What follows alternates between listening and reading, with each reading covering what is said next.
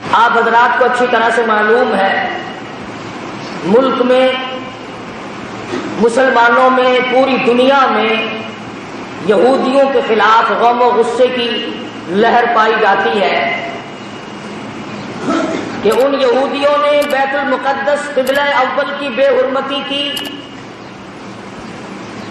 مسلمانوں کو شہید کیا، اس کے بدلے میں ہم نے ہڑتال کی اور یہ بتایا کہ یہودیوں ہم تم سے ناراض ہیں، مگر صرف اتنے کہ ہم ہڑتال کرتے ہیں، مال تمہارا کھائیں گے، مال تمہارا پیئیں گے، کاروبار تم سے رکھیں گے، ایجنٹی تمہاری کرتے رہیں گے، صرف تھوڑے سے ناراض ہیں ہم۔ اور یہ کبھی نہ سوچا کہ بیت المقدس یہودیوں کے قبضے میں گیا کیوں، اور اس پر مسلمانوں نے کبھی غور نہ کیا کہ بیت المقدس کس ذات کے ہاتھ پر فتح ہوا تھا۔ آپ حضرات تاریخ پڑھتے نہیں، آپ کو تو صرف اتنا پتا ہے نا کہ نور جانے نئی فلم کون سی بنائی، تم قطبوں کی ابدال ہو، غوثوں کی اولاد ہو، نیک آدمی ہو، جنت کے ٹھیکیدار ہو، تمہارا تاریخ سے کیا واسطہ؟ بیت المقدس لڑائی کر کے فتح نہیں ہوا تھا، بیت المقدس کو فتح کرنے والا وہ جوان ہے جس کو محمد عربی صلی اللہ علیہ وسلم نے اللہ پاک سے جھولی پھیلا کر مانگ کے دیا تھا۔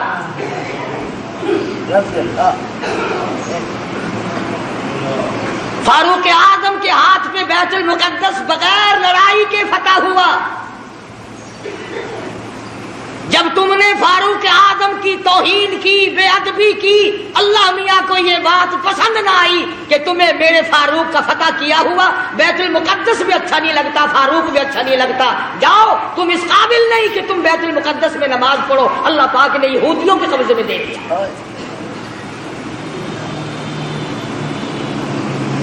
اور آج بھی جب تک تم فاروق اعظم کی غلامی نہیں کرو گے، بیت المقدس نہ تم لے سکتے نہ تمہارا باپ لے سکتا ہے۔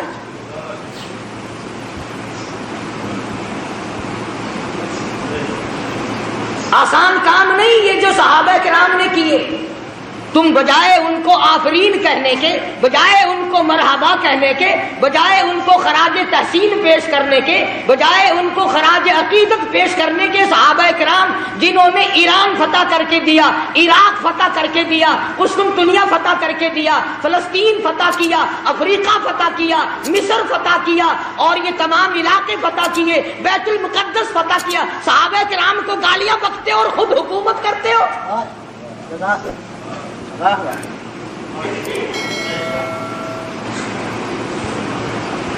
تم قائد اعظم کے آج تک احسان مند ہو کہ انہوں نے پاکستان بنایا، تم فاروق اعظم کے احسان مند کبھی نہ ہوئے کہ انہوں نے بیت المقدس فتح کر کے دیا۔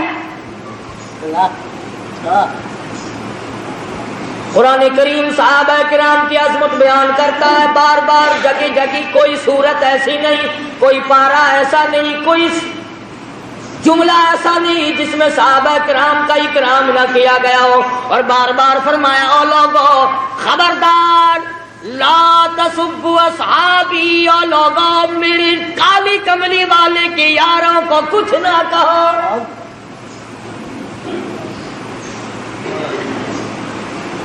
بیت المقدس کا محاصرہ کیا ہوا ہے،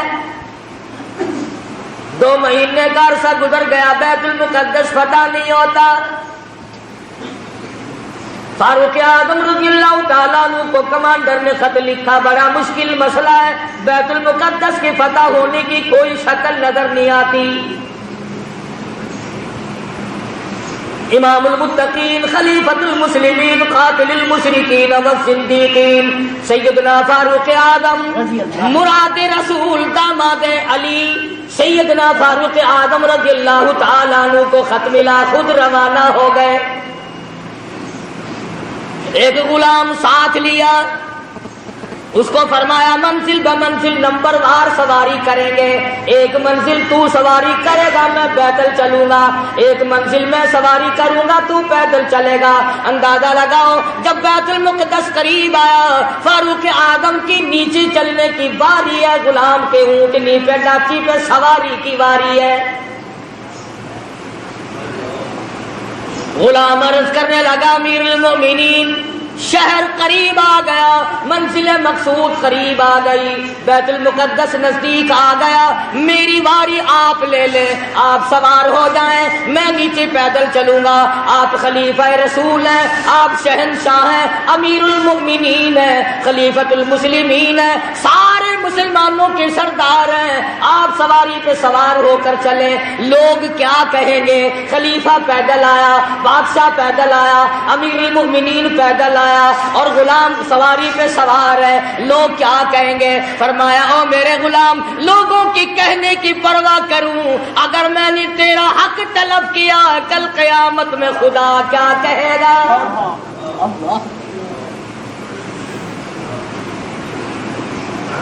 چنانچہ فاروق اعظم رضی اللہ تعالیٰ عنہ پیدل چل رہے ہیں, ادھر یہودی اپنی تورات کے ورقے پلٹ رہے ہیں. خبر ہے گرم آج ان کی آنے کی, خبر ہے گرم آج ان کی آنے کی, افسوس کہ میرے گھر میں بوریا نہ ہوا. فاروق اعظم کا انتظار ہے, خلیفۃ الرسول کا انتظار ہے, نبی کے سسر کا انتظار ہے. ورقے پلٹ رہے ہیں, نشانیاں دیکھ رہے ہیں. تورات میں موجود ہے بیت المقدس کو فتح کرنے والا نیچے نیچے آئے گا, اس کا غلام سواری پہ سوار ہوگا. غلام کہنے لگا امیر المومنین کپڑے تبدیل کر لو. فرمایا جہاد میں چلا ہوں, اسلام کی عظمت کے لیے چلا ہوں, مسلمانوں کو فتح دلانے کے لیے چلا ہوں, کپڑے بدلنے کا کیا مطلب, میں اپنی حالت بدل کے آیا ہوں. یہی تھے وہ لوگ جن کے بارے میں کہتا فنا فی اللہ کی تہ میں بقا کا راز مضمر ہے, جنہیں مرنا نہیں آتا انہیں جینا نہیں آتا. فاروق اعظم رضی اللہ تعالیٰ عنہ پیدل پیدل آ رہے ہیں, ہاتھ میں ڈاچی کی مہار پکڑی ہوئی ہے, غلام اوپر سوار ہے. تمام لوگ کوٹھوں پہ چڑھ کر دیکھ رہے ہیں. بیت المقدس کے یہودی, بڑے بڑے ان کے پادری, بڑے بڑے ان کے مولوی تورات لیے کھڑے ہیں, لباس کا نقشہ دیکھ رہے ہیں. سب سے بڑا یہودیوں کا مولوی آگے بڑھتا ہے, فاروق اعظم کے لباس کے پیوند گنتا ہے, 12 پیوند لگے ہوئے تھے. آگے بڑھ کر سلام کرتا ہے اور پوچھتا ہے کہ آپ مدینے سے تشریف لائے؟ فرمایا ہاں میں حاضر ہوا ہوں. پوچھا آپ کا نام؟ فرمایا مجھے عمر ابن خطاب کہتے ہیں. اور یہ ڈاچی پہ اونٹنی پہ سوار کون ہے؟ فرمایا یہ میرا غلام ہے. کہ غلام کو سوار کر کے کیوں لائے؟ فرمایا کہ منزل بمنزل نمبر وار سواری کرتے آئے ہیں. تو یہودیوں کا مولوی کہنے لگا کم سے کم ہمارے پاس پہنچتے پہنچتے تو آپ کو سوار ہو جانا چاہیے تھا. یہ لوگ کیا کہیں گے, یہ مخلوق کیا کہے گی, یہ غیر مسلم کیا کہیں گے, مسلمانوں کا یہ بادشاہ. فرمایا میں کسی کے کہنے کی وجہ سے اپنے انصاف کو نہیں بدل سکتا. یہودیوں کا مولوی آگے بڑھا اور کہنے لگا امیر المومنین یہ چابیاں لو بیت المقدس کی, ہم غلامی کے لیے تیار ہیں. ہم نے فیصلہ کر رکھا تھا جب تک فاروق نہ آئے بیت المقدس نہیں دیں گے. اور مسلمانوں جس کی شکل کو دیکھ کر بیت المقدس کھل گیا، جس کے لباس کو دیکھ کر بیت المقدس فتح ہو گیا، جس کے عدل و انصاف کو دیکھ کر بیت المقدس ملا، جب تم نے اس کو گالیاں بکی، جب تم نے اس کو خاصب کہا، جب تم نے اس کو صحابی رسول سے نکالا، جب تم نے نعوذ باللہ فاروق اعظم کو ظالم کہنا شروع کیا، اللہ میاں نے بیت المقدس چھین کر یہودیوں کے حوالے کر دیا۔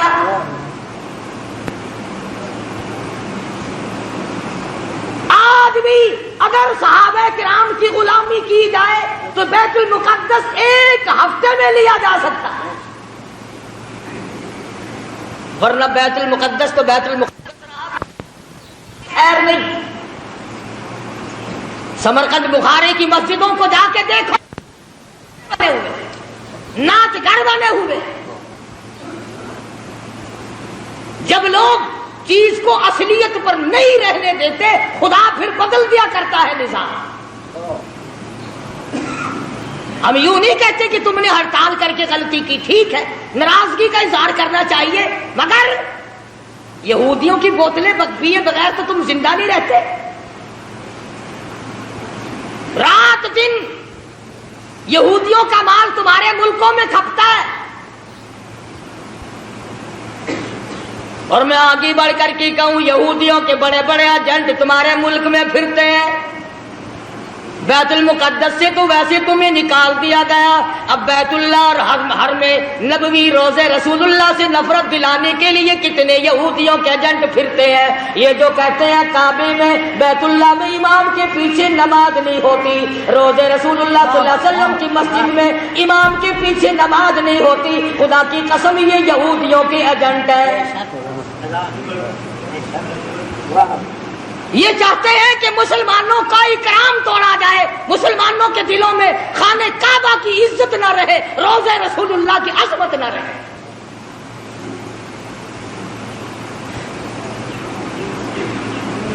آج اگر صحابہ کرام زندہ ہوتے، کسی کی کیا مجال تھی کہ مسلمانوں کے ملک پر یا قبلہ اول پر یہودیوں کا قبضہ برقرار رہ جاتا۔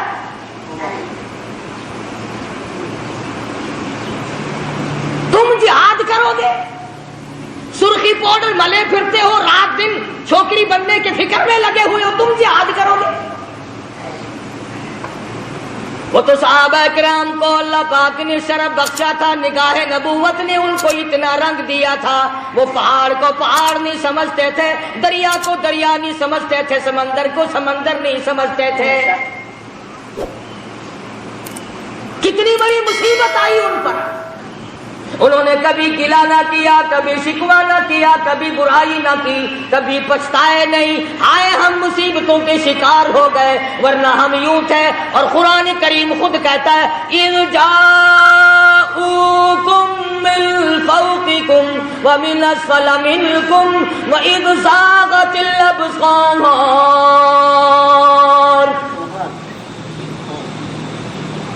قرآن کریم خود کہتا ہے، صحابہ کرام کو کہتا ہے کہ تمہارے دلوں میں سانس اٹک گئے تھے، میں نے تمہاری مدد کی۔ وہ عمر فاروق جس کا لحاظ دریا کے پانی نے کیا،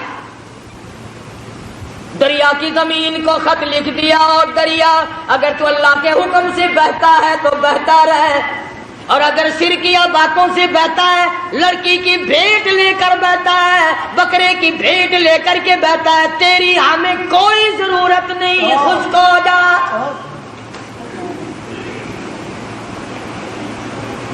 تو شرک کر کے بیٹے مانگتا ہے، تو شرک کر کے کھیتی مانگتا ہے، شرک کر کے مقدمے میں جیتنا چاہتا ہے۔ فاروق اعظم فرماتے ہیں اگر تو بکرے کی بھیٹ لے کر پانی چلاتا ہے، اگر تو لڑکی کی بھیٹ لے کر رواں دواں ہوتا ہے، خبردار تیری کوئی ضرورت نہیں۔ اور اگر اللہ کے حکم سے بہتا ہے تو بہتا رہے، اگر اس کے خلاف کیا خبردار میں تجھے سزا دوں گا۔ فاروق کہتا ہے دریا کو سزا دوں گا۔ خط لے جا کر دریا کی زمین میں دفن کر دیا۔ 1400 سال گزر گئے، آج تک اس دریا کی زمین نے سورج کا بو نہیں لیا۔ کتنا بڑا اکرام ہے سیدنا فاروق اعظم رضی اللہ تعالیٰ عنہ. لوگ آئے، آتش فشاں پہاڑ سے لاوا نکلا، آگ نکل رہی ہے، بستیوں کو جلاتی جلاتی چل رہی ہے. فرمایا مجھے تو فرصت نہیں، یہ میری چادر لے جاؤ، آگ کے سامنے جا کر کے کر دو اور کہو یہ فاروق اعظم کی چادر ہے. لوگوں نے چلا کر کے آگ کے سامنے چادر کر دی اور چلا کے کہا خبردار یہ فاروق اعظم کی چادر ہے، تاریخ شاہد ہے. آگ لوٹ کر پہاڑ میں چلی گئی.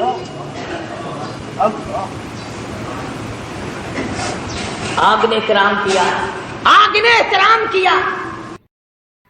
دوستو، امید کرتا ہوں کہ آپ حضرات نے اس بیان کو پورا سنا ہوگا. بیان کیسا لگا کمنٹ میں ضرور بتانا اور اپنے دوستوں اور رشتہ داروں کو شیئر ضرور کرنا. اللہ تعالی ہم سب کو اس بیان پر عمل کرنے کی توفیق عطا فرمائے. تو دوستو پھر ملتے ہیں اگلی ویڈیو میں. جب تک اپنا خیال رکھیے، ہمیں دعاؤں میں یاد رکھیے. السلام علیکم ورحمۃ اللہ وبرکاتہ.